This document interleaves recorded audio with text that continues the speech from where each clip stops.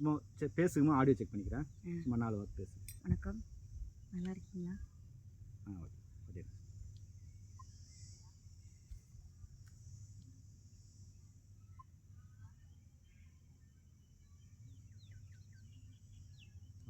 உங்கள் பேர் என்னம்மா? நீங்கள் எந்த ஊரை சேர்ந்தவங்க?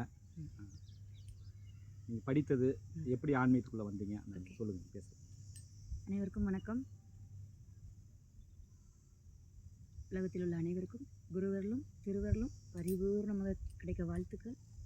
உங்களுடைய எண்ணங்கள் போல் உங்கள் வாழ்க்கை அமைய வாழ்த்துக்கள். குருவே சரணம். என் பெயர் சுப்லட்சுமி, ஊர் திருநெல்வேலி, பிறந்த ஊர் பாபநாசம் அருகில், அது திருநெல்வேலி டிஸ்ட்ரிக்டில் பாபநாசம் அருகில் பிறந்தேங்க. திருமணத்துக்கு அப்புறம் தான் வந்து ஆன்மீகம். ஆனால் திருமணத்துக்கு முந்தி பார்த்திங்கன்னா ஐயப்பன், ஸ்ரீ ஐயப்பன் ஆதிபராசக்தி படம் அது வரும்போது பார்த்திங்கன்னா எங்கள் வீட்டில் வந்து எங்களை வந்து வீட்டை விட்டு வெளியே வளர்த்ததில்லை. என்னென்னா எங்கள் வீட்டில் ஆடு மாடு இருந்ததுனால பால் கொண்டு போனோம், திருப்பி வீட்டுக்குள்ளே வந்துடுவோம், அவ்வளோதான். அதுக்கப்புறம் பார்த்திங்கன்னா வயசுக்கு வந்ததுக்கப்புறம் பார்த்திங்கன்னா எல்லோரும் முன்னாலே உட்காந்து பேசிக்கிட்டு இருப்பாங்க, நாங்கள் மட்டும் கிச்சனில் இருப்போம். அந்த மாதிரி தான் எங்களோட வளர்ப்பு முறை இருந்தது. அதனால் என்னென்னா வெளி உலக தொடர்பு, வெளி மக்கள்கிட்ட எப்படி பேசணும், எப்படி நடக்கணும்னு கூட அது எனக்கு தெரியாது. அந்த மாதிரி வாழ்ந்தவ. அப்போ இந்த மாதிரி சாமி படங்களுக்கு மட்டும் அப்போ கூப்பிட்டு போவாங்க. ஸ்ரீ ஐயப்பன் படம் பார்த்தோம், அப்புறம் ஆதிபராசக்தி படம் பார்த்தோம். அந்த எங்கள் வாழ்க்கையிலேயே தாய் தாப்பா வீட்டிலேருந்து பார்த்த அந்த படம் எதுன்னு கேட்டிங்கன்னா, அப்போல்லாம் டிவி கிடையாது. ஒளி பார்க்கறதுக்கே எங்கள் அப்பா அம்மாலாம் என்ன பண்ணுவாங்கன்னா, பக்கத்து வீடு, அப்போல்லாம் வந்து பஞ்சாயத்து போர்டு இந்த மாதிரி இடத்துல மட்டும்தான் டிவி இருக்கும், அங்கே நான் போய் பக்கத்தில் போய் ஒளி மட்டும் பார்த்துருவோம். அந்த மாதிரி தான் நிலையில் இருந்தாங்க. ஃபோன் தொடர்பு எதுவுமே கிடையாது. அதனால் வெளி பழக்க வழக்கங்கிறது சுத்தமாக ஒருத்தங்கக்கிட்ட எப்படி பேசணும், எப்படி நடக்கணும்னு கூட அது எனக்கு தெரியாது. அந்த நிலையில் எனக்கு திருமணம் நடந்தது. 11th படிக்கல திருமணம் நடந்தது. கணவர் வீட்டுக்கு வந்திருக்கிறேன். எதுவுமே பேச தெரியாது, வைக்க தெரியாதுங்கிறதுனால உனக்கு ஒன்றும் தெரியாதுன்னு எல்லோரும் ஒதுக்குன ஒரு காலகட்டம். அழுவேன், அப்படி அழுவேன். எல்லோரும் என்னை ஒதுக்குறாங்களே, என்னை யார் தான் புரிஞ்சுப்பாங்க அப்படின்ட்டு தேவைக்காக யூஸ் பண்ணிவிட்டு தேவையில்லாதப்போ ஒதுங்கியிருக்கு. எப்படி வந்து நம்ம வந்து சாப்பாட்டில் கருவேப்பிலையை வந்து வேணும்னா எடுத்துப்போம், வேண்டான்னா அப்படி ஒதுக்கி விட்டுருவோம். அது மாதிரி தான் அப்படி ஒரு வாழ்க்கை. அந்த மாதிரி நிலையில் எனக்கு ஒரு திருமணம் 91 திருமணம். 97 வரைக்கும் குடும்பத்தில் ஒன்றா தான் இருக்கிறோம். 97க்கு அப்புறம் வந்து 2 பேரும் தனியாக வரும்போது எனக்கு நிறைய ஃப்ரீ டைம் கிடச்சிது. பகலில் வந்து ஃப்ரீ டைம் நிறைய கிடச்சிது. அப்படி கிடைக்கும்போது பார்த்திங்கன்னா பக்கத்து வீட்டில் ஒருத்தங்க வந்து பூஜை போடுதேன் வாமான்னு சொல்லிட்டு என்னை கூப்பிட்டாங்க. கோபாலசமுத்திரம், என்னை கட்டி கொடுத்தவர் கோபாலசமுத்திரம். அப்போ வந்து பூஜை போட்டிருக்கேன் வாமான்னு கூப்பிட்ட உடனே அந்த பூஜைக்கு போகிறேன். இப்படி போய் ஒரு 5 நிமிஷத்தில் பார்த்திங்கன்னா அவங்க மந்திரம் படிக்க ஆரம்பிச்சிட்டாங்க. நான் போனோடனே எனக்கு ஒரு புக்கு கையில் கொடுத்து இதை படிங்க. இன்றைக்கி திருநெல்வேலியில் சிஎன் கிராமத்தில் அது சக்தி பீடமாக உருவாயிருச்சு, சில வழிபாடாக உருவாயிருச்சு. அந்த அளவுக்கு உள்ள அங்கே பட்டாபிஷேகங்கிறவர் தான் எனக்கு வந்து அந்த புக்கை கையில் கொடுத்தாரு. நீங்கள் போய் படிங்கன்னு மடமடன்னு மந்திரம் படிக்கிறேன். அதுக்கு முந்தி அந்த மந்திரத்தை நான் காதால் கேட்டது கிடையாது, பார்த்தது கிடையாது. ஒரு செல்ஃபோனு அதெல்லாம் இல்லாத ஒரு காலம். நான் சொல்கிறது வந்து 30 ஆண்டுகளுக்கு முன்னால். எனக்கு திருமணமாகி 35 ஆண்டு ஆகுது. 28 ஆண்டுகளுக்கு முன்னால் நான் சொல்கிறது. பார்த்திங்கன்னா மலமலன்னு படிக்கிறேன். படித்து முடிச்சுட்டு அர்ச்சனை பண்ணாங்க, எல்லாம் இது பண்ணி முடித்ததுக்கப்புறம் என்னை தனியாக அவங்க காயத்ரி பட்டாபின்னு சொல்லிட்டு அந்த அம்மா என்னை கூப்பிட்டாங்க. எப்படி இந்த மந்திரத்தை கடகடன்னு படிக்கிறீங்க, எவ்வளோ காலமாக இதை படிக்கிறீங்கன்னு. எவ்வளோ காலமாவா, எனக்கு இந்த புக்கே என்கிட்ட கிடையாது. இல்லை நீங்கள் மந்திரத்தை வாங்கினோன்னே கடகடன்னு படிச்சிங்களே அப்படின்னு கேட்டாங்க. அப்போ நான் சொல்லுவேன், எனக்கு அந்த மாதிரி நான் பார்த்தது கிடையாது, நீங்கள் கொடுத்தீங்க, நான் படித்தேன், படிக்க தெரியும், நான் படித்தேன் அப்படின்னு. சரி அப்படின்னு சொல்லிட்டு என்ன செஞ்சாங்க, அவங்க 2 பேரும் ஐயர் என்ன பண்ணாங்க, அப்படியே என்கிட்ட அந்த புக்கை கொடுத்துட்டாங்க. நீயே வச்சுக்கோ, இந்த மந்திரத்தை படி, வாழ்க்கையில் பல மாற்றங்களை உன்னால் உணர முடியும் அப்படின்னாங்க. எனக்கு இருக்கிறதுல நான் எந்த மந்திரத்தை படிக்க போகிறேன், என் பிள்ளை என் கணவரின் வாழ்க்கைக்கே எனக்கு நேரம் இருக்கும் அப்படின்னு சொல்லி. இல்லை நீ வாழ்க்கையில் அடுத்த கட்டத்தை, அப்போனா நிலைனா என்னன்னு தெரியாது. இப்போ தான் ஆன்மீகத்தில் படிநிலைலாம் வந்து எனக்கு தெரியுது. அப்போல்லாம் எனக்கு தெரியாது. இதை நீ படி, ஒன்று அது வழி நடத்தும் அப்படின்னு சொல்லி சொன்னாங்க. என்ன வழி நடத்துமா, அப்போ இதுக்குள்ளே இருக்கிறது யார், இது வெறும் புக்கு தானே கொடுத்துருக்கீங்க, இதை ஏன் நான் கும்பிடணும் அப்படின்னு சொல்லி நான் அவங்கக்கிட்ட கேட்டேன். அப்போ அவங்க சொன்னாங்க, இந்த இந்த தன்மையோடு இருக்கவங்களுக்கு இந்த உணர்வு வந்து வேகமாக செயல்படும். அப்போல்லாம் உணர்வு உணர்ச்சி இதெல்லாம் என்னன்னே தெரியாது, வேகமாக செயல்படுன்னு சொன்னாங்க. உண்மையிலே அந்த மந்திரத்தை அன்னைக்கு தொட்டது தான். 91ல் கல்யாணம், 98 நினைக்கிறேன் நான் அந்த மந்திரத்தை நான் கையில் எடுக்கும்போது பார்த்தீங்கன்னா, என்னைக்கு அந்த மந்திரத்தை அன்னைக்கு படிக்க ஆரம்பிச்சோமோ அன்னையிலேருந்து ஒரு நொடி பொழுது கூட அந்த மந்திரம் இல்லாமல் அடியேன் இருக்க மாட்டேன். ஏன்னா வந்து முதல்ல புக்கை பார்த்து படிக்க எனக்கு லேசாக படிக்கும்போது பார்த்திங்கன்னா என்ன ஆகுச்சு அப்படின்னு பார்த்தீங்கன்னா, என்கிட்ட வந்து குடும்பத்தில் சில ஒற்றுமை கிடச்சிது, அமைதி கிடச்சிது. அப்புறம் பார்த்திங்கன்னா அந்த மந்திரத்தை படிக்கும்போது ஒரு தன்னால் முடியுங்கிற ஒரு எப்படி சொல்கிறது, அந்த உணர்வு கிடச்சிது. என்ன ஒரு மந்திரம் படிக்கிற ஒரு வித்தியாசமாக இருக்குது. அப்போ அவங்க ஒரு வார்த்தை சொல்லிட்டு போனாங்க, நீங்கள் அதிகாலை பூஜையில் 3 மணிக்கு பிரம்ம முகூர்த்தத்தில் மட்டும் படிக்க ஆரம்பிங்க, என்ன நடக்குன்னு உன் அனுபவத்தை என்கிட்ட சொல்லு அப்படின்னு சொல்லிட்டு போயிட்டாங்க. நான் என்ன பண்ணேன், அதே மாதிரி ஏன்னா இப்போ வந்து எனக்கு தேவைகள் நிறைய இருந்தது.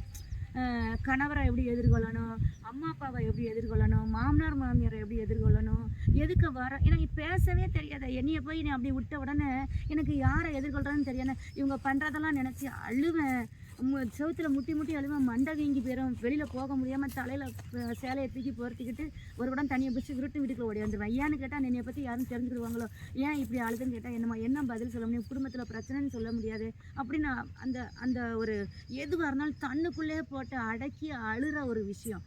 அது ஒரு ஸ்டேஜில் என்ன ஆயிடுச்சுன்னா வெடித்து வந்து மனம் வந்து இதாக ஆரம்பிச்சிச்சு. அந்த நேரத்தில் தான் இந்த மந்திரம் எனக்கு கிடைச்ச உடனே நான் ஏன் அப்படி இருக்கணும், இந்த மந்திரத்தை ஏன் நான் அப்படி படிக்கக்கூடாது அப்படிங்கிற எண்ணம் ஓட்டம். அப்புறம் அந்த மந்திரம் படிக்க கணவர் ஒரு நிலைக்கு கட்டுக்குள்ளே வந்தாங்க, குழந்தைங்க கொஞ்சம் சொன்னோடி கேட்க ஆரம்பித்தது. அப்புறம் வந்து அது வழிபாடாகவே நான் வீட்டுக்குள்ளே வந்து 2 கலசம் வச்சு ஃபோட்டோ அம்மா வழிபாடு பண்ணது. இதெல்லாம் பண்ண என்ன நடந்துச்சுன்னு பார்த்தீங்கன்னா, மக்கள் வந்து என்னை தேடி வர ஆரம்பிச்சிட்டாங்க. ஏன்னா பௌர்ணமி தூரம் வீட்டில் கூலை காய்ச்சி வச்சுக்கிட்டு வர்றவங்களுக்கு கொடுக்க ஆரம்பிக்கிறது. அப்புறம் வந்து என்கிட்ட எந்த உணவு இருக்குதோ அந்த உணவை அம்மாவை கும்பிட வந்துட்டாங்கன்னா அவங்களுக்கு எதையாவது கொடுத்து அனுப்பும்போது, சக்தி இது என்ன, நீ கல்யாணம் முடிஞ்சு இப்போ தான் வந்திருக்கீங்க, இப்போ நீ போய் வீட்டுக்குள்ளே உள்ள சாமியும் சிலையும் வச்சுக்கிட்டு இருந்தேன்னா எனக்கு இந்த இடத்துக்கு வந்தாலே கோயில் உணர்வு தான் வருது, ஒரு வீட்டுக்குள்ளே வந்த உணர்வு வரலை அப்படின்னு சொல்லும்போது எனக்கு அது பிடிச்சிருந்தது. எனக்கு இந்த குடும்ப வாழ்க்கையை விட எனக்கு அது ரொம்ப பிடிச்சிருந்தது. அப்போ என்ன பண்ணால் வீட்டிலே வழிபாடு, வெள்ளிக்கிழமை தோறும் வீட்டிலே வழிபாடு பண்ண ஆரம்பித்தேன். அவங்க சொன்னாங்க, வெள்ளி செவ்வாய் ஞாயிற்றுக்கிழமை எந்த கிழமை வேணால் பண்ணுங்க அப்படின்னு சொன்னோன்னா வெள்ளிக்கிழமை தோறும் வழிபாடு பண்ண ஆரம்பித்தேன். அப்போ அதுக்கு கொஞ்சம் மக்கள் வர ஆரம்பித்தாங்க. அதிலிருந்து எனக்கு ஒரு ஆனந்தம் பிறக்க ஆரம்பிச்சிது.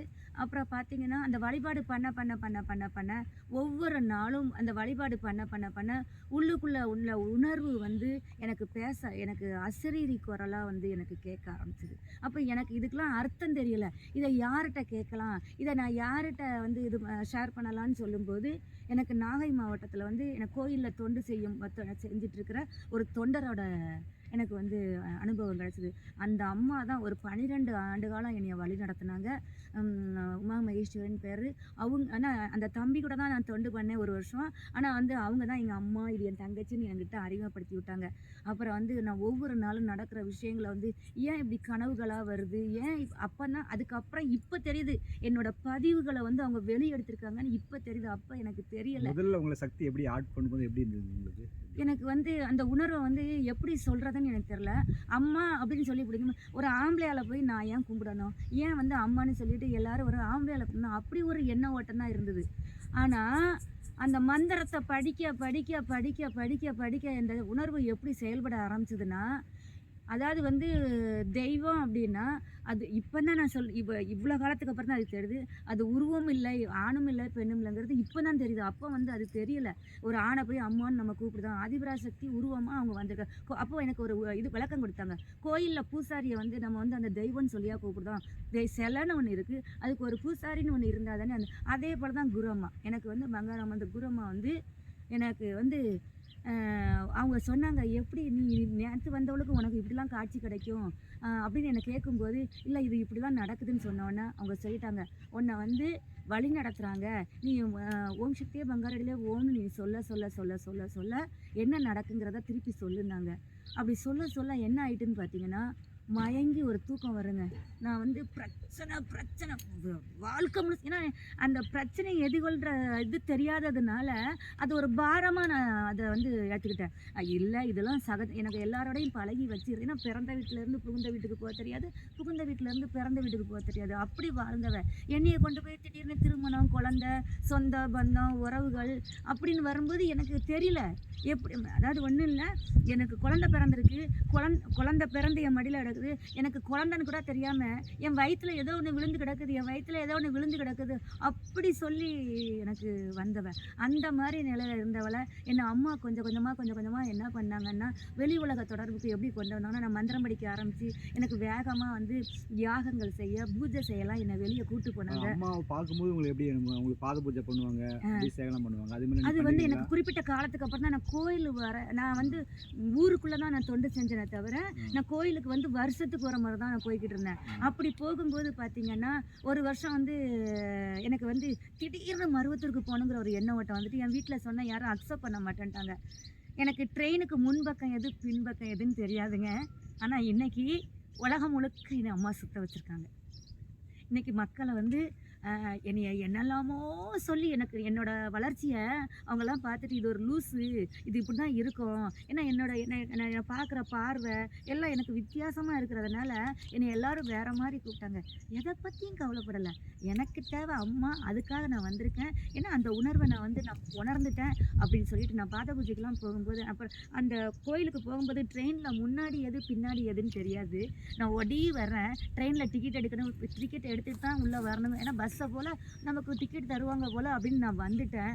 அப்போ பார்த்தீங்கன்னா அப்பவும் பாருங்கள் எனக்கு அம்மா எனக்கு அந்த பாக்கியம் எப்படி கொடுத்தாங்கன்னா, ட்ரெயினில் ஒரு செவ்வாடை ஏறுறாரு, அப்போ ட்ரெயின் மூவ் ஆயிடுச்சு. நான் ஒடி போய் இந்த ட்ரெயினுக்கு அதாவது மருவத்தூருக்கு போமா அப்படின்னு நான் கேட்குறேன்.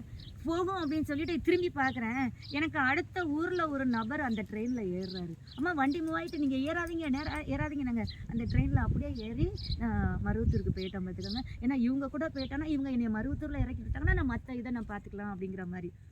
முதல்ல மருவத்தூருக்கு போனது அப்படி தான் போனோம் பார்த்துக்கோங்க. அப்படி போய் உண்மையிலே பார்த்தீங்கன்னா ஒவ்வொரு நாள் மந்திரத்தை படிக்க என்னோடய வாழ்க்கை நிலை மாறிச்சு. வந்து எதுவுமே தெரியாமல் இருந்தவ ஒரு தையல் தொழிலை கற்றுக்கிட்டு ஒரு தொண்டையும் பார்த்துட்டு யாகங்களுக்கும் போய்கிட்டு பூஜை புனஸ்காரம் இப்படி என்னை கூட்டிகிட்டு போக ஆரம்பித்தாங்க. அதுக்கப்புறம் வந்து ஆலயத்தில் தொண்டுக்கு கூப்பிட்டு போக ஆரம்பித்தாங்க. அதுக்கப்புறம் பார்த்திங்கன்னா ஆலயத்திலேருந்து வெளி மாநிலங்களுக்கு குஜராத், டெல்லி, கல்கத்தா, ஜெய்ப்பூர் இந்த மாதிரி வந்து யாகங்களுக்கு கூப்பிட்டு போக ஆரம்பித்தாங்க. அப்படிலாம் வரும்போது பார்த்திங்கன்னா ஒவ்வொரு நேரமும் ஒவ்வொரு அனுபவத்தை கொடுக்க ஆரம்பித்தாங்க.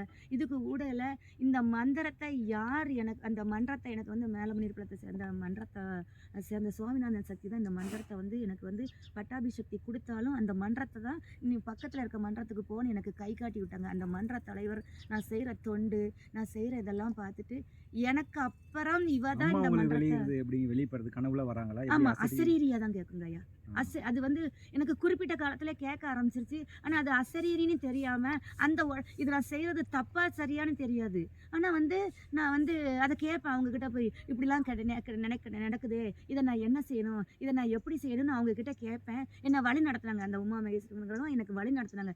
இது அம்மா, இது வேறு யாரும் இல்லை, உங்களுக்கு எந்த ரூபத்தில் தெரியுது அப்படின்னு கேட்டாங்க. எனக்கு பூரா பார்த்தீங்கன்னா பாம்பு, பிறந்த குழந்தை, இல்லைன்னா அதாவது வந்து விளக்கு ஏற்றுற அந்த ஜோதி இப்படி தான் தெரியும். அப்போ நான் சொல்லுவேன், என்ன எப்போ பார்த்தாலும் குழந்தையா வந்துக்கிட்டே இருக்குது, அந்த குழந்தைய நான் வந்து தூக்கி இது பண்ணுற மாதிரியும், இல்லை அந்த குழந்தைக்கு ஆய் கழுவி விடுற மாதிரியும், அப்படி இல்லைன்னா மலையிலேருந்து ஒரு முறை என்ன ஆச்சு அப்படின்னு கேட்டிங்கன்னா, மானசீகமாக பூஜை பண்ணால் இப்படிலாம் நடக்கும்னு சொல்லிட்டு தாமோதரன் ஐயாவும் காந்திமதி அம்மாவும் எங்கள் வீட்டுக்கு வந்திருந்தாங்க. அப்போ அந்த நேரத்தில் மானசீக பூஜையை பற்றி அவங்க சொன்னாங்க. இப்படி பண்ணினா அம்மா கிட்ட நீ இன்னும் நெருங்க முடியும், நீ என்னெல்லாமோ சொல்கிற.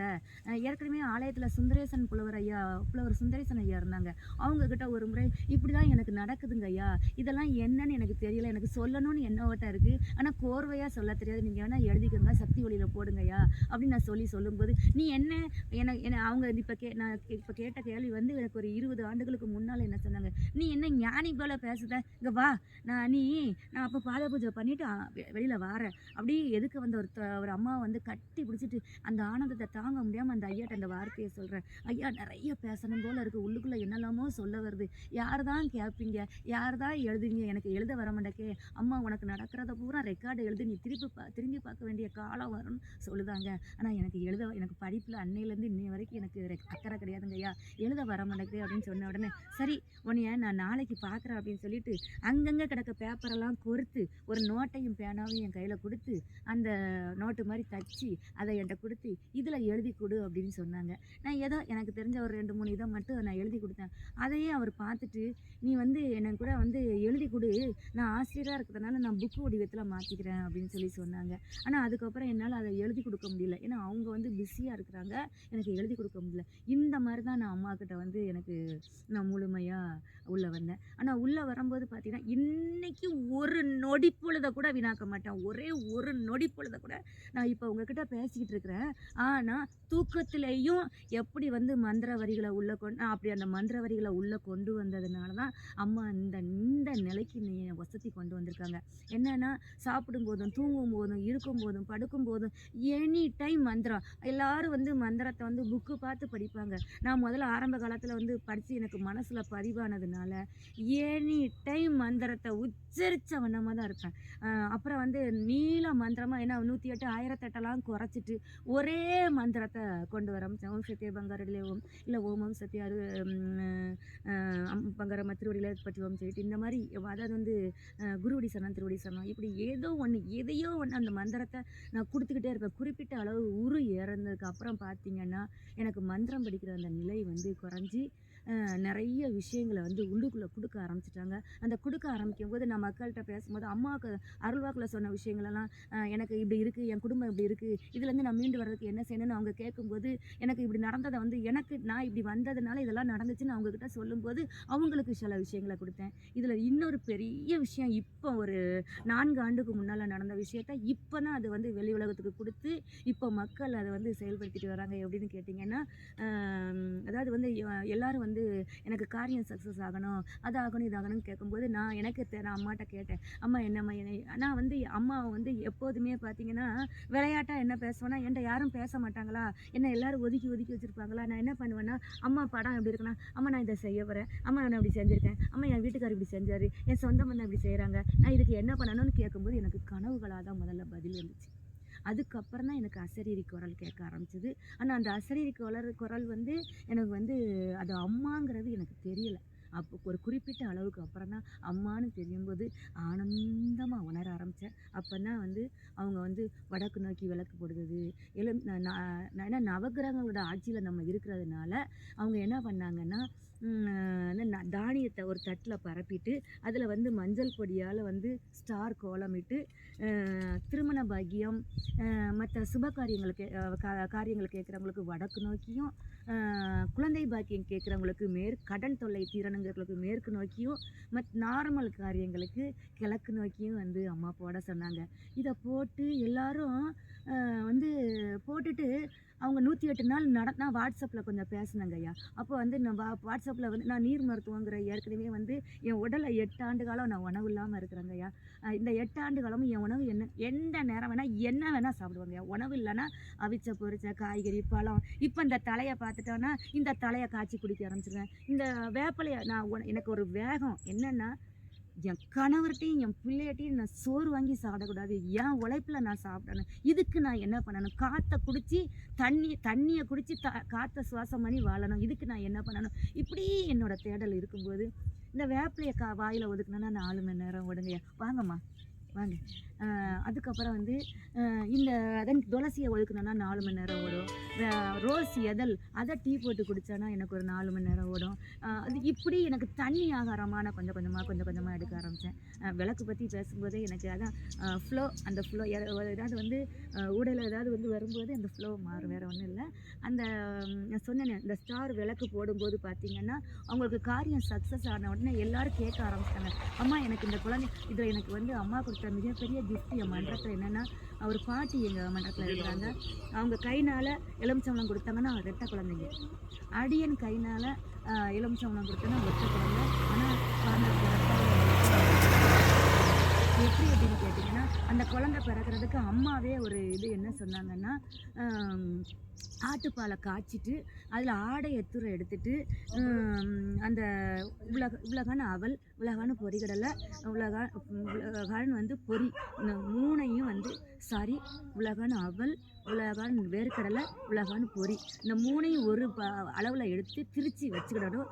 ஆட்டுப்பாலை காய்ச்சிட்டு அந்த ஆடையை தூர எடுத்துட்டு இதில் ஒரு ஸ்பூன் போட்டு கணவன் மனைவி சாப்பிட்டாங்கன்னா அந்த விந்தணுக்களோட எண்ணிக்கை பெருகுன்னு சொல்லி அம்மா அருள்வாக்கில் சொல்லியிருந்தாங்க. அப்போ எனக்கு அம்மா சொன்னதையும் இங்கே நான் அம்மா அருள்வாக்கில் சொன்னதையும் இணைச்சி எல்லாருக்கும் கொடுக்கும்போது அது அப்படியே நடக்குது. அப்போ இப்படிலாம் நடக்கும்போது எல்லாரும் திருப்பி கேட்க ஆரம்பித்தாங்க, இப்படிலாம் நடக்குது, அப்போ என்ன நீ என்ன அருள்வாக்கு சொல்லுதியா அப்படின்னு என்னை எல்லாரும் கேட்டு கொஞ்சம் ஒதுக்க ஆரம்பித்தாங்க. நான் பார்த்தேங்க பாருங்கள், எனக்கு அருள்வாக்கோ குறியோ எதுவுமே தெரியாது. என்னோட உணவு நிலை மாற்றம் மாறும்போது, என் உடல்நிலை மாற்றம் மாறும்போது அம்மா இயற்கையாக கொடுக்குற வார்த்தைகளை உங்களுக்கு வரிகளாக கொடுக்குறேன், இதை நீங்கள் யார் வேணுமோ எடுத்துக்கோங்க அப்படின்னு சொல்லிட்டு கொடுக்கும்போது கணவன் மனைவி விவகாரத்தாக போயிட்டாங்க. கோர்ட்டில் போட்டாச்சு. நான் மாலை போட்டிருக்கேன். எதேச்சையாக வந்து அவங்க வந்து மன்றத்துக்கு வராங்க. அவங்க அண்ணனுக்கு உடம்பு சரியில்லைன்னு தான் பார்க்க வர்றாங்க. பார்க்க வந்த இடத்துல நான் இப்படி படுத்திருக்கிறேன். திடீர்னு அம்மாவோட குரல் கேட்ட உடனே அந்த பொண்ணுகிட்ட சொல்லுவேன், ஏம்மா உங்கள் அக்காவுக்கு தான் அம்மா சொல்கிறாங்க அப்படின்னு சொன்ன உடனே, சரி நீங்கள் சொல்லுங்கள் நான் கேட்குறேன், எங்கள் அக்காவுக்கு இதில் வந்து பிடிமானம் கிடையாது, ஏன்னா அவளோட தேவைகள் நிறைவேறாததுனால பிடிமானம் கிடையாது, நீங்கள் சொல்லுங்கள் அப்படின்னு சொன்ன உடனே இவங்க வந்து 1008 நாட்கள் விளக்கு போட்டாங்கன்னா அவங்களுக்கு டைவர்ஸும், அவங்க பொண்ணுக்கு டைவர்ஸும் ஆகாது, குழந்தை பாக்கியமும் கிடைக்கும் அப்படின்னு சொன்ன உடனே, ஆமாம் நாங்கள் டைவர்ஸ் கோர்ட்டில் அப்ளை பண்ணிட்டு வந்துட்டோம், இவன் இவ்வளோ பெரிய விந்து கோசாக இருக்கிறான், எங்கேருந்து குழந்தை பிறக்கும் அப்படின்னு சொல்லி சொன்னாங்க. அப்படி சொல்லாதீங்க, இங்கே வந்து அம்மா என்ன சொல்கிறாங்களோ அது மட்டும் எனக்கு சொல்ல தான் தெரியும், இது எப்படி நடக்கும் ஏது நடக்கும்னு எனக்கு ஆராய்ச்சி பண்ண தெரியாது அப்படின்னு சொல்லி சொன்ன உடனே அந்த பாப்பா என்கிட்ட கேட்டுக்கிட்டா. அப்போ என்ன செய்யணும்னு கேட்டவுடனே, இந்த மாதிரி ஒரு தட்டில் வந்து நவதானியம் எடுத்துக்கோங்க, அதில் வந்து மஞ்சள் குங்குமம் வைங்க, 9 வேப்பிலையை மட்டும் உங்கள் குலதெய்வத்தை நினச்சி அதில் உருவி போடுங்க. உருவி போட்டுட்டு அதில் வந்து எலுமிச்சம்பழம் நெய் தீபம் அந்த ஸ்டார் எங்கே இணையுதோ அந்த இடத்துல போடுங்கன்னு சொன்ன உடனே அவங்க போட ஆரம்பித்தாங்க.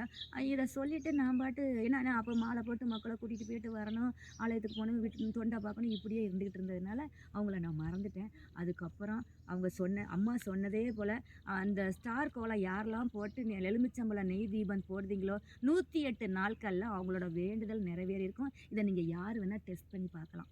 ஏன்னா 90 நாட்களில் நிறைவேறிடும். 108வது நாள் அந்த எலுமிச்சம்பழத்தோடு அந்த தானியம் எல்லாத்தையும் ஓடும் தண்ணீரில் விட்டுறலாம். சப்போஸ் உங்கள் ஊரில் ஓடும் தண்ணீர் இல்லைன்னா குளம், இந்த மாதிரி கிணறு, இந்த மாதிரி இதில் கொண்டு விட்டுறலாம். சரிங்களா? இந்த மாதிரி செஞ்சுருங்க. ஏன்னா இவங்க வந்து 90 நாளில் இந்த பாப்பா வந்து தலைக்கு ஊற்றிட்டாங்க, குளிக்கிறத நின்று போச்சு. அந்த நான் இருமுடி முடித்து ஒரு 6 மாதம் அவங்கள்ட்ட தொடர்பு இல்லாமல் போயிடுச்சு. ஏன்னா அந்த தம்பி இறந்து போனதுக்கப்புறம் அந்த தொடர்பு இல்லாமல் போயிடுச்சு. ஆனால் அந்த குழந்தை வந்து பிறந்துருச்சு, பொம்பளை குழந்தை பிறந்துருச்சு. எனக்கு செய்தி வருது, அவங்கள வந்து குழந்தை பிறந்துருச்சு, நல்லா இருக்காங்க. இன்னும் அந்த விளக்கை அவங்க இன்னும் முடிக்கலை. நல்லா கேட்டுக்கோங்க, 1008 நாள்னா 3 வருஷம். ஆனால் அந்த விளக்க முடிக்கலை. அதுக்கு முந்தி அவங்க அந்த பாப்பாவை பெற்றெடுத்து அழகாக இருக்கிறாங்க. இதை மாதிரி 1 2 கிடையாதுங்க. இது வந்து சொல்லிக்கிட்டே போகலாம். அம்மா செய்த அற்புதங்களை பௌர்ணமிலலாம் மன்றத்தில் வந்து பௌர்ணமி தூரம் வந்து வழிபாடு பண்ணி அன்னதானம் போடும்போது பார்த்திங்கன்னா, ஒரு முறை வந்து தொண்டு செய்ய தெரியாதவங்கள நான் வந்து கூட்டிகிட்டு வந்து இந்த பலாப்பழத்தை வந்து இதில் நறுக்கி போட்டுருமா அப்படின்னு சொல்லிட்டு நான் அவளை வந்து ரெடி பண்ணி வச்சுட்டு நான் போய் அடுத்த தொண்டு சமையலுக்கு போயிட்டோம் பார்த்துக்கோங்க. அந்த பாப்பா என்ன பண்ணிட்டா, கையை வச்சு கிளறிட்டா. தெரியாமல் தான் செஞ்சா, தெரிஞ்சு செய்யலை. அப்போ நான் சொன்னேன், அம்மா ஏற்றுப்பாங்கம்மா, ஒன்றும் தவறில்லை, சரி நம்ம வந்து எந்த பிரசாதத்தையும் அம்மாவுக்கு வைக்கிறதுக்கு முன்னாடி கை போட மாட்டோம், நீ போட்டுட்டா ஒன்றும் தவறில்லை, அம்மா ஏற்றுக்கிடுவாங்க. இப்போ பாரு அதோட சாட்சி இந்த நிமிஷமே இங்கே நடக்கும் பாருன்னு சொல்லிட்டு அந்த குழந்தைகிட்ட சொல்லிட்டு நாங்கள் விட்டுட்டோம். வழிபாடு பண்ணி தாங்க முடிச்சிருக்கேன். அங்கேருந்து ஒரு அம்மா பாப்பாவை தூக்கிட்டு, உள்ளூர் தான், முன்னீர்பள்ளத்தில், அந்த பாப்பாவை தூக்கிட்டு வர்றாங்க. 1 வயசு குழந்தைக்கு உங்களுக்கு தெரியும் பேச தெரியாதுன்னு உங்களுக்கு தெரியும். அந்த 1 வயசு குழந்தை ஆ அதனால இப்படி கையும் காட்டி நாக்கையும் காட்டுது. எனக்கு முதல்ல புரியல. என்ன அப்படின்னு புரியல. அப்ப நான் அவங்க அவங்க பாட்டி தான் அந்த குழந்தைய தூக்கிட்டு வந்தாங்க. அவங்ககிட்ட கேட்குறேன், "என்னம்மா குழந்தை வந்து பசி ஆத்தாம கூட்டு வந்தீங்களா?" அப்படின்னு கேட்குறேன். "இல்லையே, இப்படி இவ இப்ப செஞ்சதே இல்லையே, இன்னைக்கெல்லாம் ஒரு மாரி செய்னா" சரி நம்ம வெளிய போலான்னு அந்த குழந்தைய கருவறைய விட்டு வெளியில தூக்கிட்டு வராங்க. அது கேட்க மாட்டேங்குது. ஆ கேட்க மாட்டேங்குது. அப்போ அந்த என்ன பண்ணாங்க, என்ன உங்ககிட்ட சொல்லும்போதே அம்மா வேற ஒரு எப்படி இந்த ஆன்மீகத்துல உள்ள வந்தேனுங்கிற செய்திய இன்னொரு முறையில சொல்றாங்க. நான் அடுத்து சொல்றேன். அ அப்போ அந்த குழந்தை மறுபடியும் என்ன பண்ணுது, அந்த குழந்தைக்கு உணவே அவங்க குடுக்கல. அப்போ நான் திடீர்னு குழந்தைக்கு உணவு குடுத்தேன்னா வேற மாரி ஆயிருமேன்னு சொல்லிட்டு, அந்த பழச்சாறுல உள்ள சாறையும், அந்த சர்க்கரை பொங்கல்ல அம்மா உள்ள ஒரே அந்த நிமிஷம். நெய்யையும் அம்மா எடுத்து ஒரே நிமிஷம்.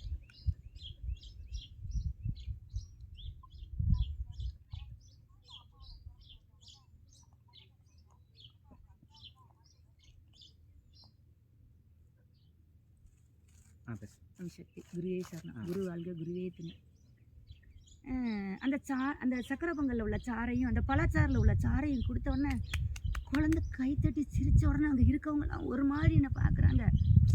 1 வயசு குழந்தைக்கு என்ன தெரியும்? நான் புரிஞ்சுக்கிட்டேன். அம்மா எனக்கு அதுக்குள்ள நான் சுய விழிப்புக்கு வந்துட்டேன். ஆஹா! அம்மாலாம் எனக்கு பக்கத்துல செல்ஃபோன தேடுறேன். ஐயோ! இத ஃபோட்டோ எடுக்கணுமே! இத எல்லாருக்கும் தெரியப்படுத்தணுமே! அப்படின்னு ஏன்னா எனக்கு ஒரு ஆர்வம். ஏன்னா நான் இத உணராதத உணர்ந்திருக்கேனா, எனக்கு ஒரு ஆர்வம். எனக்கு அது அந்த மாரி செஞ்சிரணும் அப்படின்னு சொல்லிட்டு. ஆனா அந்த குழந்தை மறுபடியும் ஆ, ஆ அப்படின்னு கை காட்டி கேட்குது. அப்ப நான் அவங்க பாட்டிட்ட சொன்னேன், "நீங்க உணவு ஊட்டாட்டிலும் பரவால்ல. இத நீங்க கைய வச்சு நல்லா குழச்சி சார மட்டும் உள்ள குடுங்க. நான் உங்கள்ட்ட குடுக்குறேன்." அத தட்டி விட்டுருச்சுங்க. என் கையினால அது கேட்டுச்சு.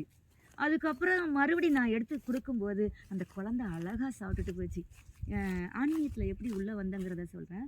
முதல்ல வந்து அந்த மாலை போட்டு உள்ள போகும்போது, டாலர கடத்தி இத வந்து அம்மா எப்படி கரெக்ட்டா எனக்கு ஞாபகப்படுத்து மாலை இதே எங்க போல ஊர்ல போட்டீங்களாம்மா? உங்களுக்கும் வந்து நம்ம ஞாபகப்படுத்துவாங்க. ஊர்ல போட்டீங்களா மாலை? ஆமா. எங்க ஊர்ல போட மாட்டோம். எங்க அதாவது வந்து மன்றங்கள் அமைச்சிருப்பாங்க. அந்த மன்றத்து மூலமா தான் முனியகுளம் மன்றத்தில தான் போட்டிருக்கேன். அப்போ மாலைய போட்டுட்டு எல்லாரும் கருவறைக்குள்ள அப்போ நான் வந்து வருஷங்கிறதுனால கருவறைக்குள்ள வந்து சுத்தி வாங்கன்னு சொன்னாங்க. நான் சுத்தி வந்தேன். எல்லாரும் என்ன சுத்தி பண்ணாங்க, வரனா மேல்மருவத்தூர்லயா? மருவத்தூர்ல ஆ. சுத்தி வந்தாங்க. இல்ல அங்க ஃபர்ஸ்ட்டு போகும்போது உங்களுக்கு உணர்வு எப்படி இருந்துச்சு? எனக்கு வந்து அங்க போகும்போது, எனக்கு இப்ப வேணா எனக்கு இந்த உணர்வு வந்து எனக்கு சொல்ல முடியும். அப்ப எனக்கு சொல்ல தெரியாது. ஏன்னா முதல்ல போயிருக்கேனா, என் தாய் வீட்ல கிடைக்காத ஒரு சுதந்திரம், என் தாய் வீட்ல கிடைக்காத ஒரு உணர்வு எனக்கு அங்க கிடைச்சது. ஏன்னா மந்திரத்த படிச்சுக்கிட்டே போகும்போது பார்த்தீங்கன்னா, எனக்கு தேவையான அனைத்தும் என் கணவர்ட்ட இருந்து கிடைக்காதது. ஏன்னா என் தாயிட்ட இருந்து எனக்கு ஆனா இப்ப ஏன் அந்த அன்பு கிடைக்கலங்கிறது இப்ப எனக்கு சொல்ல தெரியும். அப்ப சொல்ல தெரியல. தாயிட்டயா பகை, தகப்பன்ட்டயா பகை. என் அப்பா மட்டும் தான் என்னை அரவணைச்சு கொண்டு போனாங்க. என் கணவரா, "நீ இப்படி நடக்கணும், இப்படி நடக்கணும்னு" சொல்லி எனக்கு அப்போ யாரையுமே எனக்கு வந்து அனுசரிச்சு போக தெரியல. அப்போ அப்படி இருக்கையில, எனக்கு அம்மா எனக்கு குடுத்த அந்த உணர்வுகள், அம்மா குடுத்த அனுபவ பாடங்கள், இதெல்லாம் எனக்கு ரொம்ப ஒரு விசேஷமா இருந்தது. அப்போ இந்த கருவறைய சுத்தி வரும்போது, எல்லாரும் மாலைய கழட்டுங்க, டாலர கழட்டுங்க, அபிஷேகம் பண்ணுங்கன்னு சொன்னாங்கல்ல. நான் என்ன பண்ணிட்டேன், என் தாலி கொடிய கழட்டிட்டேன். மாலைய தான் கழட்ட சொன்னாங்க. அப்போ நம்ம தாலியில தானே நான் வந்து டாலர் போட்டிருக்கேன். அப்போ இந்த டாலர கலத்தி அபிஷேகம் பண்ணணும்னு சொல்றாங்கல்ல. ஏன் இதையும் கலக்கணும்? யாருமே எதிர்பார்க்காத லெவல்ல டக்குன்னு தாலி கொடிய எடுத்து நான் அபிஷேகம் பண்ணிட்டேன். அங்க இருக்க அம்மா அலறிட்டாங்க. அப்போ அந்த நேரத்துல வந்து எனக்கு வந்து திலகவதி அம்மா தான் அங்க உள்ள இருக்கிறாங்க. "அம்மா, அம்மா, அம்மா என்ன பண்ற?" அப்படின்னு திலகவதி அம்மா கூட இல்ல. அதுக்கு முந்தின டீம் முத்துலட்சுமி அம்மா டீம்னு நினைக்கிறேன். முத்துலட்சுமி அம்மா டீம் சாரி. அப்போ "என்ன பண்ற? தாலிய கழட்டுற" அப்படின்னாங்க. நான் இத இவங்க சொல்லி இப்படி முடிக்கிறதுக்குள்ள நான் வந்து என் கணவர், நான் அது நான்னு சொல்லக்கூடாது. அடியேன் என் பிள்ளை 3 பேரும் அபிஷேகம் பண்ணிட்டோம். அபிஷேகம் பண்ணி முடிச்சுட்டோம். அவங்க "இங்கேருந்து போடுங்க, தாலிய கழட்டாதீங்க. மாலையில உள்ள டாலர தான் கழட்ட சொன்னோமா" அப்படின்னு அவங்க சொல்றாங்க. அன்று தெரியாமல் செய்த ஒரு காரியம், இன்னைக்கு வாழ்க்கையில இந்த தெரியாது. நிலைக்கு ஒசறதுக்கு அம்மா எனக்கு அன்னைக்கு அடிப்படையில குடுத்துருக்காங்கன்னு நான் புரிஞ்சுக்கிட்டேங்க. அந்த அதுதான் ஸ்டார்ட்டிங். இன்னைக்கு உண்மையிலே சொல்றேன், அம்மா எனக்கு ஐயா அடுத்தடுத்து ஜீவ சமாதி ஆன பிறகு எப்படி உணர்றீங்க? இப்ப வராரா? எப்படி? இல்ல. இது அம்மா வந்து ஜீவ சமாதி கிடையாது. அதுக்கும் அடுத்த நிலை. இதுல வந்து நீங்க கேட்டதுனால ஒரு விஷயத்த நான் சொல்றேன். ம். குருவுக்கும் எனக்கும் நடந்த சம்பாஷணைய சொல்றேன். ம். அதுதான் சொல்றேன். எனக்கு இது விளக்கம் சொல்ல தெரியாது. ஆனா இப்ப இன்னைக்கு சொல்ற அளவுக்கு எனக்கு அம்மா குடுத்துருக்காங்க. அம்மா வந்து அம்மாவுக்கு வந்து அம்மா புதன்கிழமை எனக்கு வந்து அம்மாவுக்கு எப்படி உடம்பு சரியில்லாம ஆச்சுங்கிறது எனக்கு தெரியாது. ஏன் அப்டின்னா, எனக்கு மன்றத்தில அப்ப நவராத்திரி நேரம். ரொம்ப வந்து வேகமாக தொண்டு செஞ்சுட்டு இருக்கிற நேரம் ஒரு 1 இயர் என்ன பண்ணிட்டேன், அம்மாட்ட இருந்து நான் எனக்கு வந்து உடல் சாப்பிடாம இருந்த உடனே உடல்ல நடந்த மாற்றங்களுக்கு விளக்கம் கொடுக்க எனக்கு யாருமே கிடைக்கல. அதனால தான் நான் தேடல்ல இருந்துக்கிட்டே இருந்தேன். நான் உணவு இல்லாம ஆயிட்டேன். ஆனா உணவு இல்லாம ஆகும்போது அந்த உணவுக்கு பதிலாக நீரையும், கூழ் ஐட்டங்களையும், திரவ ஐட்டங்களையும் எப்படி குடுத்து இந்த உடல சரி பண்ணணுங்கிற விளக்கம் எனக்கு அம்மா சொன்னாங்க. அது உணர தெரியல. ஏன் உணர தெரியலன்னா, மன ஓட்டம் நிக்கல. மக்களுக்கு செய்யணும், மக்களுக்கு செய்யணும். அவங்களோட இத சரி பண்ணணும். ஏன்னா ஒவ்வொரு நாளும் ஒவ்வொருத்தர் தேடி வந்துகிட்டே இருப்பாங்க. சக்தி இத என்ன பண்ணணும்? சக்தி இத என்ன செய்யணும்? எப்படி மாலை போடணும்? எப்படி நான் வந்து இன்னைக்கு என் வீட்ல என் புருஷனுக்கு இப்படி பிரச்சனை இல்ல. என் நாத்தனார் இப்படி பண்றாங்க. என் மாமியார் இப்படி பண்றாங்க. இதுக்கு நான் என்ன செய்யணும்? இப்படி சொல்லும்போது இவங்களுக்களோட எண்ண ஓட்டத்துல தான் நான் இருந்தேனே தவிர, இத என் உடல எப்படி சரி பண்ணணும்னு தெரியல. 1 வருஷத்துக்கு முன்னால என்ன பண்ணிட்டேன், கொஞ்சம் வந்து என் உடல சரி பண்ணிட்டு நான் வெளியில வாரேன் அப்படின்னு சொல்லிட்டு நான் வெளியில வந்துட்டேன் பார்த்துக்கோங்க. அப்போ வந்து வெளியில வரும்போது நான் என் கணவர்ட்ட சொல்லி அழுதேன். என்ன வந்து எனக்கு ஏன் இப்படி நடக்குதுன்னு தெரியலையே.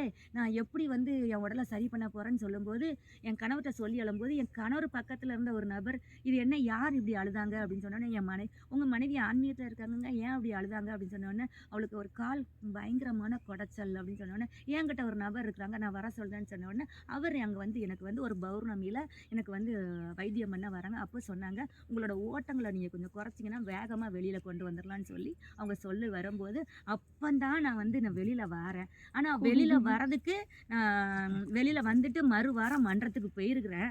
இல்ல இந்த வாரம் பூஜைய முடிச்சுட்டு நான் வாரேன். அம்மா எனக்கு இவ்வளோ நாள் வந்தது அம்மா. நீங்க வந்தோனே நான் திடீர்னு வெளியில வந்தேன்னா, 1 வருஷம் 2 வருஷம் வெளிய வந்தேன்னா, என்னால சமாளிக்க முடியாது. அதனால எனக்கு அம்மா வேணும். நான் போய் பூஜைய பண்ணிட்டு வரேன்னு சொல்லிட்டு, நான் பூஜை பண்ணதுக்கு தான் நான் போயிருக்கிறேன். அம்மா வந்து புதன்கிழமை வந்து ஹாஸ்பிட்டல்ல சேர்க்குறாங்கன்னு எனக்கு தெரியாது. ஹாஸ்பிட்டல் சேர்த்துருக்காங்கன்னு தெரியாது. நான் அங்க படுத்திருக்கேன். அப்போ இந்த ஐயாட்ட சில உணர்வுகள சொன்னேன். "ஐயா, எனக்கு உடல் ஒரு மாதிரியா வருது. அச்சடி." ஆனா அப்போ நான் வந்து உணவு எடுக்காட்டாலும் என்னால வந்து அந்த நேரத்த வந்து கடத்தி கொண்டு போக முடியும். தண்ணி ஆகாரமோ, ஜூஸோ குடுத்து என் உடல பசிக்க விடாம எனக்கு தின்ன தெரியும். ஆனா எனக்கு வந்து அன்னைக்கு வந்து அப்படி வருது. ஏன் இப்படி வருதுன்னு தெரியல. என்னை சார்ந்தவங்களுக்கு எங்கேயோ ஏதோ நடக்குது. அது யாருக்கு நடக்குதுன்னு தெரியல. நான் நினச்சுக்கிட்டேன் என் கணவருக்கோ, என் பிள்ளைக்கோ ஏதோ ஒண்ணு எனக்கு குருவுக்கும், சீடருக்கும் உண்டான அந்த இதுங்கிறது எனக்கு தெரியல. அப்போ வந்து 81வது பிறந்த நாள்ல அம்மா ஒரு வார்த்தை சொன்னாங்க. அம்மாவோட பிறந்த நாளுக்கு அடியேன் வந்து அங்க போயிருக்கேன். அப்போ ஒரு வார்த்தை சொன்னாங்க.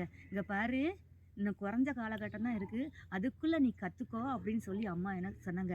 "அம்மா வேண்டாம்மா, அப்படிலாம் வேண்டாம்மா, வேண்டாம்மா" அப்படின்னு சொல்லி நான் சொல்லுவேன். அப்போ வந்து அந்த அந்த நிமிஷத்த நான் உணர்றேன். ஒருவேளை அம்மா சொன்ன காலம் இப்போமா இருக்குமோ? ச்ச அதெல்லாம் இருக்காது. குருக்கு அப்படிலாம் இருக்காது அப்படின்னு நான் சொல்லியிருந்தேன். புதன்கிழமை சாயந்தரம் நான் படுத்துட்டேன். அதுக்கப்புறம் பார்த்தீங்கன்னா, அம்மாவுக்கு பகல்ல 12 மணிக்கு மேல உடம்பு முடியலங்கிறது, சுத்தமா முடியலங்கிறது எனக்கு தெரியாது. ஆனா மறுநாள் நான் ஆலயத்துக்கு போகும்போது தான் தெரியும். 12 மணிலேருந்து 4:25 வரை அன்னைக்கு வெள்ளிக்கிழமை நான் வழிபாடு செய்ய வேண்டிய நேரம். எனக்கு சுத்தமா எந்திரிக்க கூட முடியல. படுத்த இடத்த விட்டு அசைய கூட முடியல. அப்போ நான் சொல்லுதேன், "இல்ல இன்னைக்கு எப்படியாவது வழிபாடு பண்ணியே ஆகணும் அம்மாவுக்கு" அப்படின்னு சொல்லிட்டு நான் வழிபாடுக்கெல்லாம் ரெடி பண்ணி நான் உள்ள போறேன். நான் உள்ள போய் வழிபாடு பண்ணி சங்கல்பம் வைக்கிறேன். ஓம் சக்தியே திரு பங்காரம்மா அப்படின்னு பூர நட்சத்திரம் நலமுடன் நலம்புற அப்படின்னு தான் வாய் எடுத்திருக்கேன். எனக்கு ஒரு ஃபோன் வந்துக்கிட்டே இருக்கு. அந்த ஃபோனை நான் அவாய்ட் பண்ணிட்டு நான் திருப்பி படிக்கிறேன். கட் பண்ணுங்க, சங்கல்பத்தை மாத்துங்கன்னு சொன்னோன்னே என் உயிர் அறுந்து போச்சு. என் உயிர் அறுந்து போச்சு. அம்மா அப்படின்னு நான் இப்படி தான் சொன்னேன். என்கிட்ட இருக்கு ஒன்றும் எடுக்கலைங்க. இந்தா நீ மந்திரத்தை படின்னு சொல்லிட்டு யார் ஃபோனை கொண்டு வந்தாலும் நீ என்ன சொல்ல வரேன்னு நான் புரிஞ்சுட்டேன். நீ எதுவும் சொல்ல வேண்டாம். நீ சங்கல்பத்தை மாற்றி படின்னு சொல்லும்போதே நான் புரிஞ்சுட்டேன். நீ படின்னு சொல்லிட்டு கையில் இருந்த பர்ஸில் இருந்த பணத்தை மட்டும் எடுத்துக்கிட்டு ட்ரெஸ்ஸு ஒன்றும் எடுக்காமல் போகிறேன். அம்மா வீட்டுக்கு போகிறேன். அம்மா வீட்டுக்கு போகும்போது என் தங்கக்கிளி, உனக்கு இந்த நிலைய பார்க்கறதுக்காக நான் இங்கேருந்து ஓடி வந்தேன். இதுக்குத்தானா 4 நாளாக என் உடம்புல இவ்வளோ ஒரு மாற்றம். இந்த மாற்றம் என்னன்னு தெரியாமலேயே நான் இருந்திருக்கேனே. உனக்கு இப்படி ஒரு நிலைன்னு தெரியாமல் எனக்கு இருந்திருக்கேனே. அதாவது வந்து அம்மா வந்து அத்தனையும் முன்னக்கூட்டி சொல்லி சொல்லி செய்தாங்க. ஆனால் நான் சொன்னால் யாரும் நம்ப மாட்டாங்க, பைத்தியமாங்கன்னு சொல்லிட்டு நான் பக்கத்தில் உள்ளவங்ககிட்ட மட்டும் நான் சொன்னேன். எனக்கு வைத்தியம் பார்த்தால் அந்த வைத்தியர்கிட்ட மட்டும் நான் சொன்னேன், "ஐயா, என் குருவுக்கு ஏதோ நடக்குது" அப்படி. ஏன்னா நைட்டு 12 மணிக்கு நாள் நைட்டு 12 மணிக்கு எனக்கு இதெல்லாம் நடக்கும்போது நான் சொல்லுவேன், "என் குருவுக்கு ஏதோ நடக்குதுங்க ஐயா" அப்படின்னு சொல்லிட்டு நான் அதுக்கப்புறம் மருவத்தூர் போயிட்டு வந்து அந்த ஐயாவுக்கு ஃபோன் போடுறேன். எங்கே இருக்கீங்கன்னு அவங்க எனக்கு ஃபோன் போட்டாங்க. எங்கே இருக்கேன்னு, நான் மருவத்தூரில் இருக்கேன். ஏன் திடீர்னு மருவத்தூர்? இல்லை, நேற்று நைட்டு நான் உங்ககிட்ட சொன்னாங்களாயா, அம்மா இந்த மாதிரி இயற்கையில் தான் ஒளியாயிட்டாங்கய்யா அப்படின்னு நான் சொல்லும்போது, உங்களுக்கு இது வந்து தேவ ரகசியம். இந்த தேவ ரகசியத்தெல்லாம் வெளியிடாதீங்க, உங்களுக்குள்ளேயே வைங்க. அம்மா உங்களுக்கு வெளிப்படுத்துகிற காலம் சொல்ல வருவாங்க. அது வரைக்கும் நீங்கள் அம்மாவே சொல்லியிருக்காங்க, தேவ ரகசியங்களை வெளியிடாத, சில விஷயங்களை நீ வந்து எழுதி நோட்டு போட்டு எழுதி வை, ரெக்கார்டாகி வை, திரும்பி பார்க்க வேண்டிய காலம் வரும்போது நான் உனக்கு சொல்கிறேன், அப்போ செய்யலாம் அப்படின்னு சொல்லுவாங்க. மன்றத்தில் ஒவ்வொரு நபர்களுக்கும் ஒவ்வொருத்தருக்கும் ஒவ்வொரு விதமான அனுபவங்களை அம்மா வந்து இப்பவும் எதுக்கு ஒருத்தர் வந்து உட்கார்ந்துட்டாங்கன்னா மாலை போடும்போது அவங்களோட நெகட்டிவ் எடுக்கிறதுக்கு எனக்கு கற்றுக் கொடுத்தாங்க. இதெல்லாம் எப்படின்னு கூட எனக்கு தெரியாது. அதே போல் அம்மா ஒரு முறை வந்து என்னோட மன்ற தலைவர் வந்து பழைய தலைவர் வந்து இறந்து போனாங்க. அன்னைக்கு அந்த காரியத்தெல்லாம் முடிச்சுட்டு இப்படி வெயிலில் வந்து உட்காந்துருக்கேன். என் கணவர் சப்புன்னு ஒரு அறை கொடுத்தாங்க.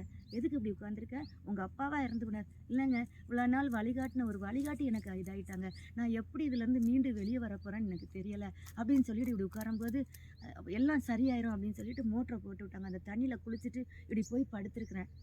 அன்னைக்கு அம்மா இப்படி எனக்கு இப்படி பார்த்து மேலேருந்து கீழே, கீழேருந்து மேலே, திருப்பி வந்து சைடில் கொடுத்தாங்க. அது வந்து எனக்கு அப்போ வந்து என்னன்னு தெரியாது. அப்போ நான் அந்த சித்திரம்மான்னு சொன்னேன்னா, அந்த அம்மா வாழ்கிறாங்கன்னு சொன்னேன். அந்த அம்மாட்ட நான் சொல்கிறேன், நான் வந்து அவங்க தங்கைக்கும் அக்காவுக்கும் தம்பிக்கும் கல்யாணம் ஆகலை, அப்பா அம்மா இறந்து போனாங்க. அதுக்கப்புறம் அவங்க சொந்த பந்தத்தோடு வந்துட்டாங்க. அவங்கக்கிட்ட நான் கேட்குறேன், என்னம்மா இப்படி நடக்குது? அம்மா இன்னைக்கு உங்களுக்கு ஏதாவது யாராவது மரணமானவங்களை நீங்கள் சரி பண்ணிட்டு வந்தீங்களா? ஆமாம், எங்கள் மன்ற தலைவர் வந்து மிஸ் ஆகிட்டாரு, அவங்க குடும்பத்தில் யாரும் இல்லை, அதனால் நான் அதை உங்களுக்கு தீட்சை கொடுத்து உங்களை அடுத்த நிலைக்கு கொண்டு போனேன். அது தீட்சைன்னு கூட தெரியாது. அதுதான் நான் சொல்கிறேன், அம்மா செஞ்ச விஷயங்களை சொன்னால் என்ன பண்ணியிருக்கு. இப்போ நான் ஏன் இந்த இடத்துக்கு வந்திருக்கேன், இப்போ ஏன் மஞ்சம்மாட்ட வந்திருக்கேன் அப்படின்னா, எனக்கு வந்து எனக்கு என்னென்ன நடந்துச்சோ, இந்த நடந்ததுக்கெல்லாம் அவங்களுக்கு நடந்ததை அவங்க விளக்கத்தை கொடுக்கும்போது, ஓ எனக்கு இதெல்லாம் தானே. இங்கே பாருங்களேன், நான் தலை சீவி ஒரு 7-8 வருஷம் இருக்கும். தலை சீவ மாட்டேன், அப்படியே குளிப்பேன், அப்படியே உதறுவேன், டக்குன்னு தூக்கி ஒரு கொண்டையை தூக்கி போட்டுருவேன். ஆனால் தலை சீவினால் உணர்வுக்கும் உணர்ச்சிக்கும் அடிமையாகணுங்கிறத, உணர்வு செயல்படுங்கிறத அம்மா நேற்று சொல்ல போய் தான் எனக்கே தெரியும். இதெல்லாம் எனக்கு காரண கருத்தா தெரியாது, ஆனால் நடந்துக்கிட்டு இருக்கு. விளக்கம் கொடுக்க மாட்டாங்க, அந்த அசரீரி மட்டும்தான் கேட்கும். அதை கேட்டு யாருக்காவது ஒருத்தருக்கு இப்படி நடக்குமா, நான் என்னம்மா செய்யட்டும், இப்படி மன்றத்தில் இப்படி நடக்குமா, இப்படி செய்யணுமா அப்படின்னு சொன்னால், இதை இப்படி செய், இந்த இடத்துக்கு போ, இந்த இடத்துக்கு போகாத, இதை பேசு, இதை பேசாதான்னு சொல்லுவாங்க. அப்படியே நடக்கும். அதே போல் தான் குருவம்மா ஒளிக்குள்ளே ஆகும்போது இதே மாதிரி தான் அடியனுக்கு வந்து அதுக்கப்புறம் சொன்னாங்க, இது குருவுக்கும் சீடருக்கும் உள்ள உறவு. நல்ல ஒரு ஆன்மீகத்தில் நீங்கள் இருந்திருந்தீங்கன்னா அது இப்படி தான் நடக்கும். இது உங்களுக்கு நடந்திருக்கு, இதை நீங்கள் அமைதியாக விட்டுருங்க, ஒரு காலகட்டம் வரும்போது இதை வெளிப்படுத்துங்க அப்படின்னு சொல்லி இது இன்னைக்கு ஐயா மூலமாக இன்னைக்கு உங்களுக்குலாம் சொல்கிற ஒரு பாக்கியம் கிடச்சிருக்கு. உண்மையிலே சொல்கிறேன், எல்லாரும் வந்து ஏதோ ஒரு ஆன்மீகத்தில் இருந்தீங்கன்னா, இந்த ஆன்மீகம் தான் நான் சொல்ல மாட்டேன், ஆன்மீகம் ஒன்று தாங்க. இந்த வெயில் அடிக்குது, மதம் பார்த்து வருதா? இந்த காத்துன்னு சொல்ற அந்த காத்தை யாராவது உணர முடியுமே தவிர, அதை நாம வந்து இதுதான் காத்துன்னு யாராவது சொல்லுங்க பார்ப்போம். எந்த ஒரு அதாவது யாரா வேணா இருக்கட்டும், உணர முடியும். அந்த உணர்தலை முதல்ல உங்க மனசுக்கு நீங்க கொண்டு வாங்க. அது வந்து அம்மை போடுது, ஒரு பெரியம்மை போடுது, அது வந்து சிற்றிலப்பம் போடுது, எல்லாமே வந்து மதம் பார்த்து வருதான். மதம் எண்ணம் நாம் பிரிச்சுக்கிட்டோம். ஆனால் ஆன்மீகங்கிறது உணர்வு ரீதியாக, உணர்ச்சி ரீதியாக, அனுபவ ரீதியாக, உள்ளுக்குள்ளே இயற்கை நமக்கு கொடுக்குற மிகப்பெரிய பாக்கியம் ஒன்றும் இல்லை. இன்னைக்கு நீங்கள் வந்து ஒரு பதிவு இன்னைக்கு அம்மா கிட்ட எடுத்தீங்க, ஒரு பைரவர் இந்த மாதிரி எனக்கு வந்து பைரவரை பற்றி ஒரு ஐயா கேள்வி கேட்டாங்கன்னு சொன்னீங்க. அந்த நிமிஷம் அந்த பைரவர் எங்கேருந்து வருது? இதை மாதிரி நிறைய அனுபவங்களை என்னால் கூட யாகம் பண்ணுற இடத்துல அந்த வீட்டில் துர்சக்திகள் இருந்ததுன்னா வெளியே போகும்போது கற்பூரத்தை தூக்கி வீசிடும். நிறைய இந்த மாதிரி அதாவது வந்து அவங்க அந்த ரூபங்கள் உள்ள வரத ஃபோட்டோக்கள் மூலமாக நான் கொடுக்க முடியும். நிறைய உணர்தல்களை கொடுத்துருக்காங்க. நான் அந்த உணர்தல்களை உங்களுக்கு ஒன்று ஒன்றா சொல்கிறேன். அதே நேரத்தில் யாரெல்லாம் நீங்கள் வந்து அம்மா அடிக்கடி சொல்லுவாங்க, ஓம் ஏக்கம் தனிப்பாய் போற்றுவோம், ஓம் கருவை அறிந்தவா போற்றுவோம், ஓம் குருவாய் வந்தவா போற்றுவோம், ஓம் ஞானம் அறிந்தவா போற்றுவோம், ஓம் யோகம் படைத்தவா போற்றுவோம். ஒன்றுத்தையும் அனுபவ ரீதியாக நமக்குள்ளே கொடுக்குறாங்க.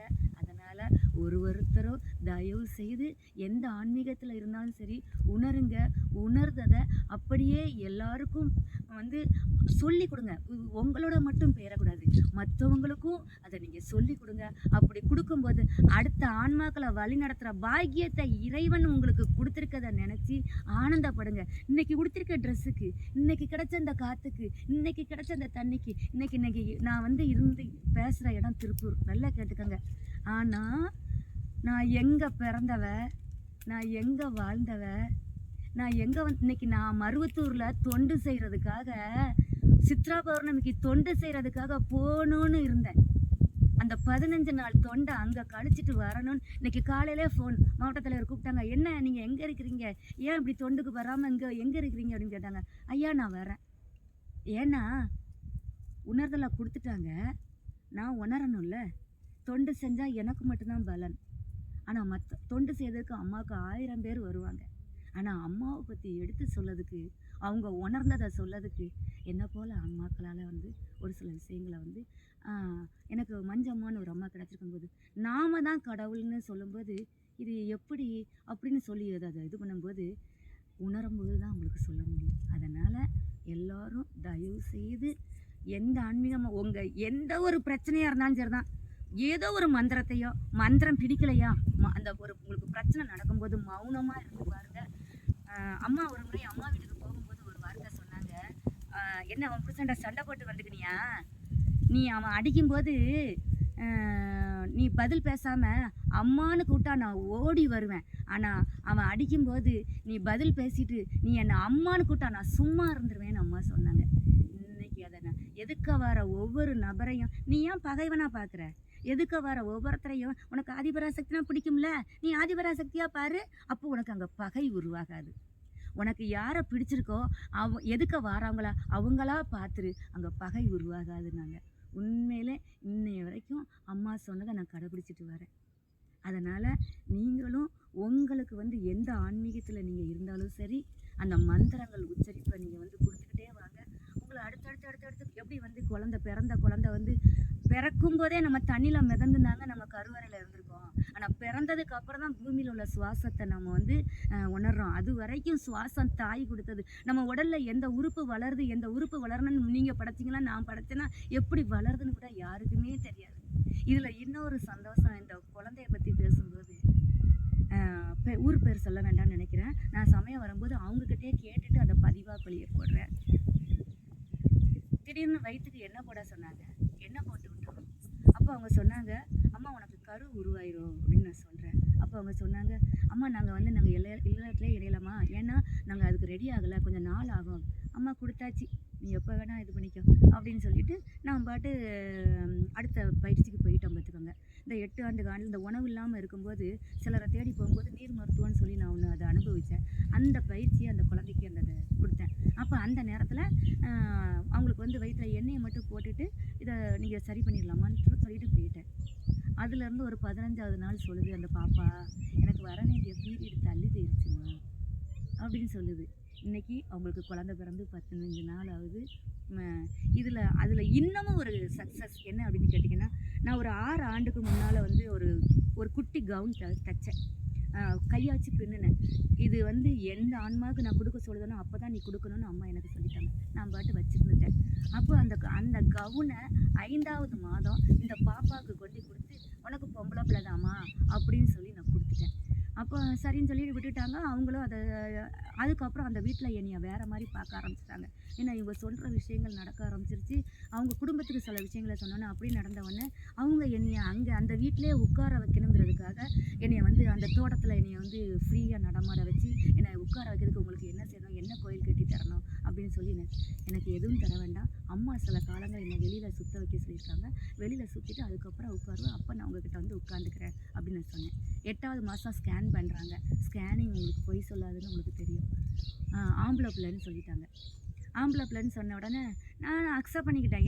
எனக்கு தெரியும் அம்மா வார்த்தை பொய்யாகாதுன்னு எனக்கு தெரியும். நான் எதுக்கு இதில் தலையிடணும் அப்படின்னு சொல்லிட்டு, ஏன்னா எனக்கு என் மேலே நம்பிக்கை இல்லைனாலோ இல்லை எனக்கு அம்மா மேலே நம்பிக்கை இல்லைனாலோ தானே நான் இதை செய்யணும் அப்படின்னு சொல்லிட்டு நான் என்ன பண்ணிட்டேன், நான் அமைதியாக நான் அவங்க கூடவே சேர்ந்து தம்பி பார்த்தா நல்லபடியாக பிறந்து வரட்டும். ஆனால் ஒரு குறிப்பிட்ட அளவுக்கு அப்புறம் உணவு இல்லாமல் போனதுக்கப்புறம் நான் சொல்கிற சங்கல்பங்கள் அழிக்க ஆரம்பித்த உடனே இன்னைக்கு ஒரு நாளைக்கு 300 சங்கல்பம் 400 சங்கல்பம் பண்ணுறேங்க. ஏன்னா ஒரு வருஷம் அவங்களுக்கு சங்கல்பம் பண்ணி முடிச்சிட்டோன்னா அவங்க சொல்லிடுவாங்க, அம்மா நான் நல்லா எனக்கு என்னோட வாழ்க்கையெல்லாம் மாறிட்டுன்னு அவங்க எப்போ அவங்க வாயிலேருந்து அந்த வார்த்தை வருதோ அந்த சங்கல்பத்தை அம்மா நிப்பாட்டிருன்னு எனக்கு சொல்லிடுவாங்க. இவ்வளோ காலம் பண்ணு, இதுக்கப்புறம் நீ வேண்டான்னு இப்படி சொல்லுவாங்க. இந்த ஆன்மா சாந்தி அடைகிறதுக்கு இந்த சங்கல்பத்தை இப்படி பண்ணு, இதுக்கப்புறம் நீ பண்ண வேண்டான்னு சொல்லுவாங்க. இதை மாதிரி வந்து அம்மா எனக்கு உணர்த்திட்டே வருவாங்களா. அப்போ அந்த மாதிரி அந்த சங்கல்பம் பண்ணி முடிக்கும்போது பார்த்திங்கன்னா அவங்களுக்கு அப்படியே நடந்து முடிஞ்சிருக்கும். இந்த ஸ்கேனிங் பண்ணும்போது பார்த்திங்கன்னா ஆம்பளை பிள்ளைன்னு சொன்ன உடனே நாளைக்கு டெலிவரி, அடுத்த வாரம் டெலிவரி, ஹாஸ்பிட்டலில் வந்து சேருங்கன்னு சொல்லிட்டாங்க. நான் ஒரே வாரத்தில் அவங்கக்கிட்ட சொல்லிட்டோம். என்ன சொன்னேன்னா, ஏம்மா பௌர்ணமிக்குள்ளே இந்த குழந்தை சனிக்கிழமை பௌர்ணமிக்குள்ளே இந்த குழந்தை பிறக்கும், நல்லபடியாக 10 to 10:30 பிறந்துருமா அப்படின்னு மட்டும் சொல்லிட்டேன். சொன்னதே போல் சொல்லிவிட்டு நான் வீட்டுக்கு வந்துட்டேன். அந்த அம்மா கூட வீட்டுக்கு வந்துட்டேன். சொன்னதே போல் பொம்பளை பிள்ளை, அங்கே உள்ள டாக்டர், அங்கே உள்ள நர்ஸு, அத்தனை பேருக்கும் ஷாக்கிங். ஏன்னா சொன்னது ஆம்பளை பிள்ளை, அவங்க டாக்டர் சொன்னதெல்லாம், ஆனால் பொம்பளை பிள்ளை பிறந்துருச்சு. என்னை ஒடி வந்து கட்டி அணைச்சி என்னைய வந்து எனக்கு அதை எப்படி எனக்கு சொல்கிறதுன்னு தெரில. அங்கங்கெல்லாம் எப்படி குழந்தை பெற்ற பிள்ளை என்னை அங்கங்கெல்லாம் என்னை முத்தமிடுது. ஏம்மா அப்படின்னா, இல்லை இத்தனை ஏன்னா அந்த குடும்பம் ஞான குடும்பம். அவங்க ஐயா, அவங்க அந்த முத்துப்பிள்ளை ஐயா டாக்டரு, அந்த அம்மா டாக்டரு, அவங்க அந்த குழந்தை பெற்ற பெண்ணு டாக்டரு, அந்த கணவர், அந்த குழந்தை பெற்ற பெண்ணோட கணவர் டாக்டர், அக்குபஞ்சர் டாக்டர். ஆனால் அத்தனை பேர்த்துக்கும் கிடைக்காது. அந்த அவங்க அந்த ஐயா ஞான நிலையில் நொடியில் மரணம்னு சொல்லுவாங்கல்ல, வலியில்லா மரணம். அந்த ஐயா அந்த வலியில்லா மரணம், நான் அந்த நிலையில் இருக்கேன். சிவந்தத்துக்காக போயிருக்கேன், அந்த நிமிஷம் மரணம் நடக்குது. இதெல்லாம் நான் அடுத்தடுத்த பதிவில் நான் உங்களுக்கு கொடுக்குறேன். அந்த குழந்தை அவ்வளோ ஒரு ஆனந்தம். இப்போவும் அந்த குழந்தை வந்து அந்த குழந்தை பிறந்த உடனே நான் பார்க்க போகலை. ஒரு 2 நாள் கழித்து தான் நான் பார்க்க போகிறேன். பார்த்திங்கன்னா இந்த கை எப்படி பிடிக்குது, பிறந்த குழந்தை, அந்த குழந்தைய தூக்கின உடனே அந்த குழந்தை கையை எப்படி ரொம்ப பெரிய ஆச்சு. அதே போல் அந்த குழந்தை அவங்களுக்கு இருக்காங்க அவ்வளோ பெரிய கோடீஸ்வரங்க, ஆனால் அவங்களுக்கு இருக்காங்க அத்தனை பேர். அவங்க யாரையுமே அடியன்னு தான் கூப்பிட்டாங்க. அந்த நேரத்தில் நீங்கள் வந்து எங்கள் பாப்பாவுக்கு ஆரத்தி எடுக்கணும், நீங்கள் வந்து எனக்கு எங்கள் பாப்பாவை வர, அந்த அம்மா கூட அந்த ஊரில் இல்லை. அவங்கள ஆட்சி கூட அந்த நேரத்தில் அவங்க ஒரு தியானத்தை கற்றுக்கிட்டதுக்காண்டி போயிருக்காங்க. நீங்கள் வரணும்னு சொல்லி அந்த குழந்தைய வரவேற்கிறதுக்கு அவங்க போய் அவங்க முறையில் எதுவுமே செய்யலை.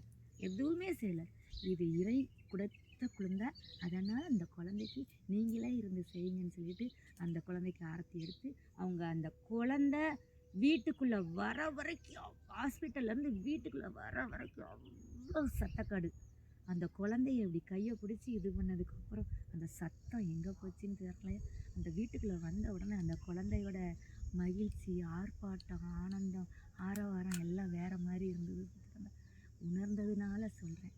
நீங்களும் உணர்வுக்கு இறைவன் ஒரு வாய்ப்பை கொடுத்துருக்கான். அனைவருக்கும் நன்றி நன்றி நன்றி. குருவே சரணம், தாயே சரணம். குருவர்களும் திருவர்களும் அனைவருக்கும் கிடைக்க வாழ்த்துக்கள். இந்த பிரபஞ்சத்துக்கும் உங்களுக்கும் நன்றி. ரொம்ப நேரம் பேசிட்டேன். இல்லை அழகாக எடிட் பண்ணிட்டாங்க. உங்களுக்கு கட் பண்ணிக்குவா. 47 நிமிஷம்.